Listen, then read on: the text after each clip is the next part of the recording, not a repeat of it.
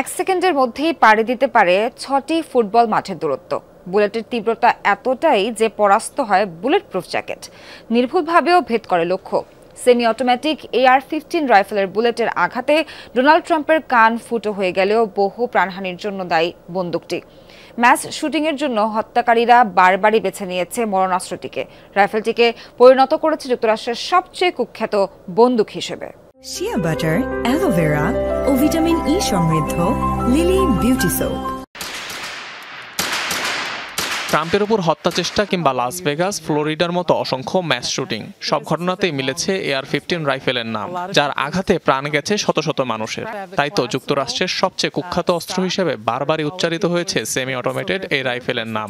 সবসময় বন্দুক হামলাকারীদের পছন্দের শীর্ষে আগ্নেয়াস্ত্রটি।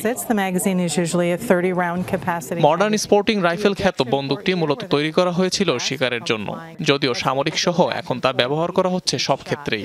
সহজেই মডিফাই করা যায়, তাই মার্কিন নাগরিকদের কাছে অত্যন্ত জনপ্রিয় এটি। নির্ভুলভাবে টার্গেটে আঘাত করার জন্য সুপরিচিত AR-15 রাইফেল। হালকা ধাঁচের অস্ত্রটি থেকে নিমিষেই ছোড়া যায় কয়েক রাউন্ড গুলি, সেকেন্ডের মধ্যেই পাড়ি দিতে পারবে 6টি ফুটবল মাঠ। AR-15 রাইফেল থেকে ছোড়া বুলেটের আঘাত এতটাই শক্তিশালী যে ধরাশায়ী হতে হয় বুলেট প্রুফ জ্যাকেটকেও। 1950-এর দশকে বাজারে আসে বন্দুকটির আদি সংস্করণ। পরবর্তীতে যার সেমি অটোমেটিক ভার্সন তৈরি করা হয় সামরিক বাহিনীর জন্য, যে সংস্করণগুলো বর্তমানে সহজলভ্য।